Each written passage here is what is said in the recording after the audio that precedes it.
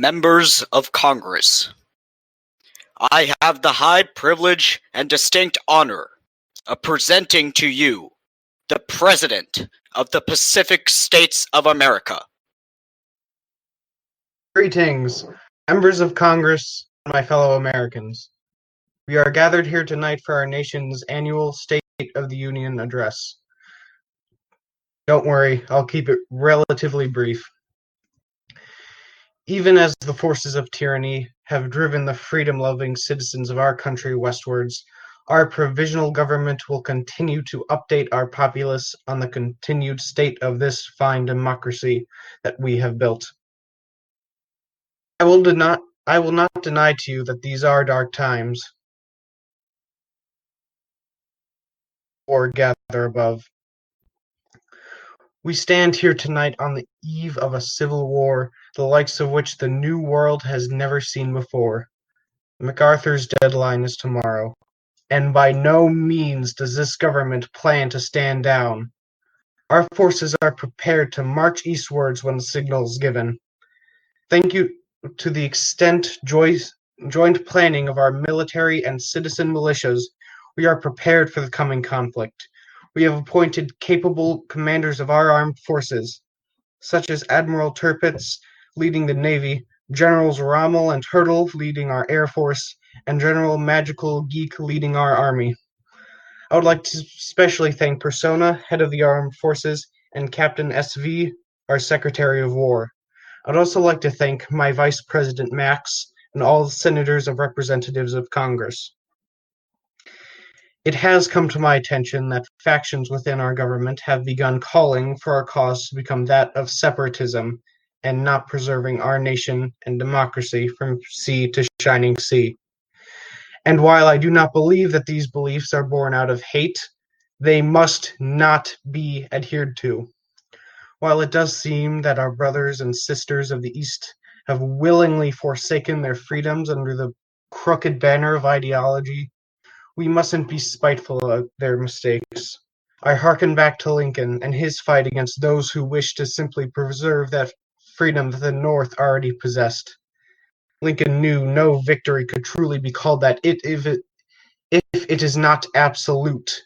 I ran my campaign on this promise, and I have done my best to uphold it during my short term in office. Democracy is non-negotiable. It is not optional. It is not compromisable. It is non-negotiable. We must march east. We must liberate our brothers and sisters and cousins in arms. If we agree to surrender the East to the forces of tyranny, then we are dooming millions of Americans to the grips of oppression. We must strike, and we must strike now. Our nation may be divided and fractured. I will not deny you that. However, I do not believe it is broken. America lives on in us. It lives on in every man, every woman, and every child who is loyal to the true principles that we were founded upon. To those who claim our democracy has failed, that we are silly idealists without the ability to back up our claims, I say to you that you are mistaken. Our Congress has passed a reform bill so grand in its scale that it is on a track to reform and repair the economy that over around 10 years of other leadership has failed to. Our Navy continues to build state-of-the-art carriers that none in the East can claim to match. In a time of great destruction and chaos, we build rails across the West, between and within our cities. As the Union State is rampant with silver shirt militias, the combined syndicates with anarchists, and the Federalists with power-hungry autocrats, in just 30 days, our people elected a Congress with all the checks and balances that our founding fathers intended.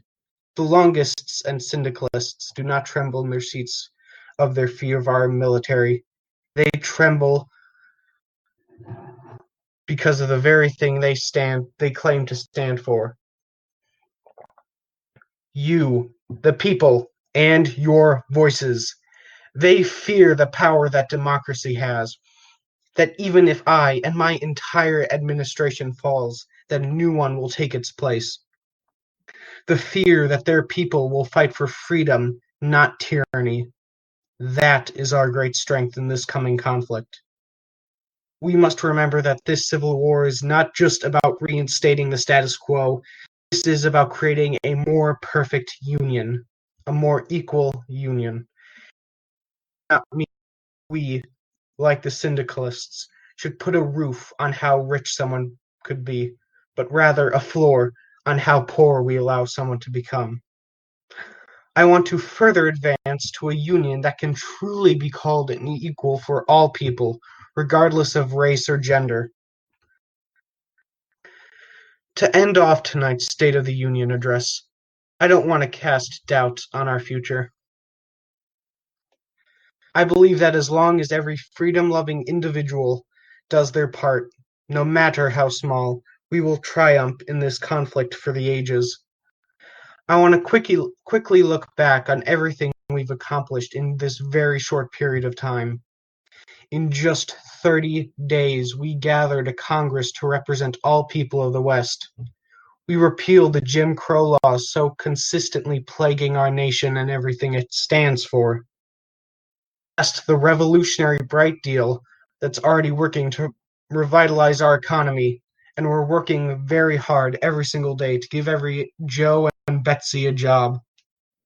All the while, our new carriers are protecting our overseas trade and influence.